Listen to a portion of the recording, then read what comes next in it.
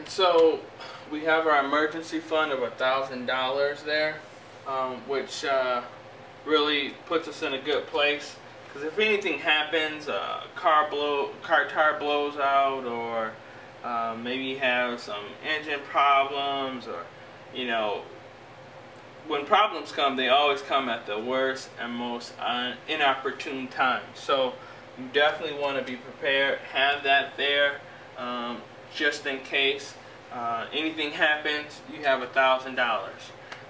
The other thing that I wanted to talk about that I find to be really important is your recurring debt or recurring bills to income ratio. I personally always try to maintain that at a 50% income, 50% ratio of bills to bills to income ratio. So that's what I suggest. And the reason why I suggest that is for two reasons. One, let's say you don't have this emergency fund set up, and your boss tells you, sorry Jimbo, sorry Tony, sorry Leroy, we gotta let you go. Tamika's just not working out. Whoever you are, whatever the situation, your boss comes to you and tells you you're eliminated from the company. That moment, your income stops, if that is your only stream of income. And for most people, that is true. You can at least go, you at least know for that month, have your payment of recurring costs that you have to pay each month is covered. Okay, because you only spent half of your monies, your income for the month. All right, so you're gonna have that other half to pay off at least one extra month of recurring costs that you have for your budget. The other thing is that you can build your true emergency fund, because this is just a baby emergency fund. You need an emergency fund. A true emergency fund is 3 to 6 months. Okay, because it's going to take time in this economy, in this day and age where we are, to build toward another job, right? You're gonna have to go out there and rebuild your resume. You're gonna have to practice interviews and stuff like that. You gotta apply for jobs, and that's a long and tedious process. And you gotta go through the interviewing process. Sometimes it takes 2 to 3 months just for a job to hire you, right? Because they gotta go through their interview process. They gotta internally review the candidates and all that other stuff, right? So 3 to 6 months is bare minimum, really, truly. Putting away $10K is just necessary, just for that rainy day. You never know, and you don't want to be having to be in line for unemployment, and knowing good and well that's not enough to cover all your recurring costs. Okay, so I prefer to stay at a 50% ratio, meaning that $2,500 is all my recurring costs remain under $2,500 a month, and so that gives me a lot of leverage to do what I need to do. So when I look at the extras, $545 plus the recurring, that's just under that $2,500, just where I want to be. All right, so I can quickly pay off debt as I'm listing here, and quickly get back to where I need to be. So remember, as you go through your budget, try and keep yourself, and everybody's different, everyone's situation is different. Not everybody makes X or Y or Z, but that's the whole idea behind living below your means. You don't have to spend $1,000 in rent. If I eliminated rent and were able to get to a place where, let's say, I pay $700, that's $300 extra in cash flow that I'll have every month. And cash flow is a really important idea that I think everybody should really look at and try and understand, because when you have cash flow, you have buying power. When you have buying power, your outlook on things change. You know, if you go to a car dealership and you got $5,000 to buy a used reliable car, then you know you have buying power. You're not dependent on your credit. You're not dependent on you know, getting that loan and having to deal with, can I make each payment every month? No, just you're clear and cut. Just here's $5,000. That's what I'm working with. I want this car at $6,000, but I give you $5,000 cash right now. That speaks, okay, a lot louder than well, I don't have anything down. I only have $1,000 down. Right? That it just works in your favor. So you want to maintain a solid cash flow where you can either build into your savings, build your emergency fund, get out of debt quickly, and stay out of debt. That's key and essential. Not just getting out of debt, but staying out of debt. Dave Ramsey talks about cutting up the credit cards. I think there might be some credit cards we need to cut up. You know, so I just think it's best to try and lower all your bills as possible. For instance, here's some ideas of just how we can, you know, take this and still lower these reoccurring costs. Okay, our son is about 2.5, almost 2.5 now, and we're really hitting up the potty training. So we're hoping that we can eliminate $50 a month just by potty training. Okay, that raises that number up. Internet, like I said before, you know, it won't always cost $60.49. We're looking at really about $40 across the board there for internet. One other thing that possibly could be lowered is my mobile bill. My company, actually, that I work for now, is going to cover my side of the bill. I can get reimbursement for that, so that's gonna knock that down to about $65. So all in all, I'm gonna be well under the 50% ratio. It's actually probably gonna be about I want to say 50 or 46% debt to income ratio. So which is good for as reoccurring is concerned. That's where I want to be. So look at what can I do to eliminate, you know, eliminate my recurring costs or lower them. You know, one of the goals that we have for long-term purposes is we want to buy income property, right? That's one of the reasons why we want to get to that 20 to 25K in 1 year.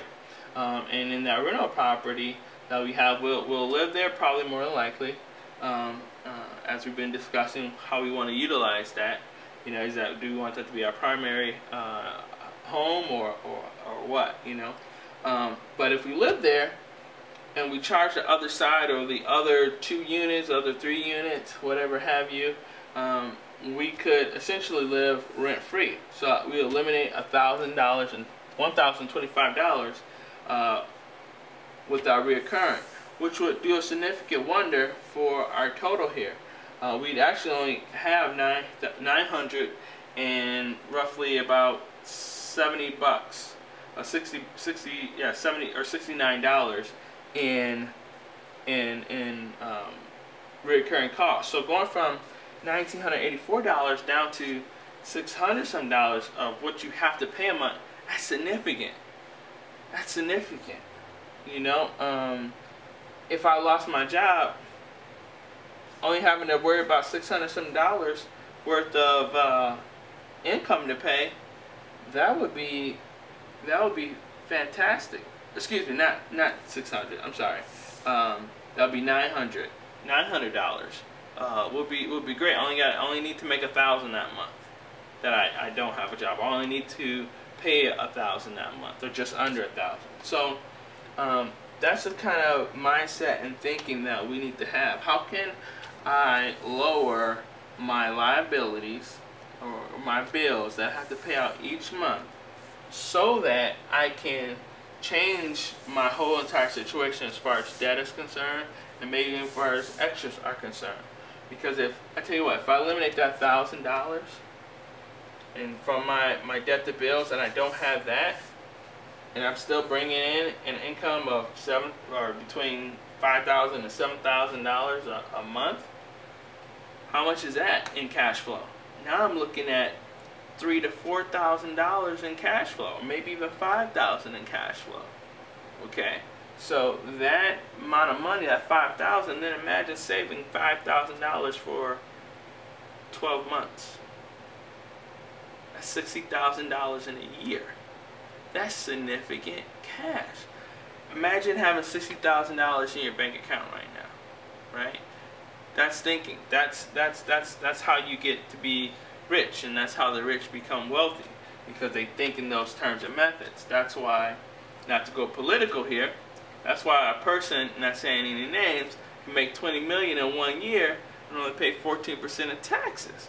The man has found a way to legally, well, we think legally, lower his liabilities. He's found a way to say, hey, you can't charge me tax for all this other income I got because I've been able to lower it, all right? And, you know, that's tax speak, but whole idea is that you lower your recurring costs, you eliminate any debt that you may have, and you keep an eye on the extras, okay? Don't let that get out of hand. Set aside a certain amount of money that's just a bluff. If you do that, great. That means you have control over your money, and you understand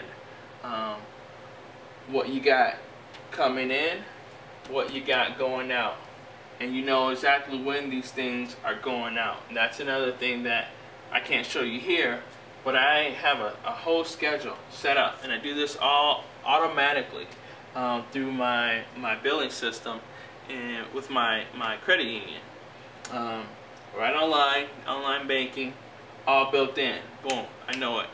When everything's coming out, I know when my money's coming in every month. So I have complete and total control, if you will, as to how my budget works.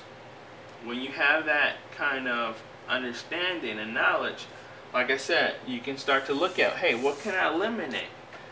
What can I definitely eliminate as far as debt is concerned? And how can I eliminate some necessities that I may need? Can I get somebody else to pay for those things? Sure, you know, but it takes money to do that. And you can't have money or that cash flow that's necessary if you don't have a budget, if you don't have a plan. You say that if you don't have a plan, you're actually planning to fail, right? Be budget strong. This is what budgetstrong.com is truly about, helping and learning with you to better understand your financial situation, okay?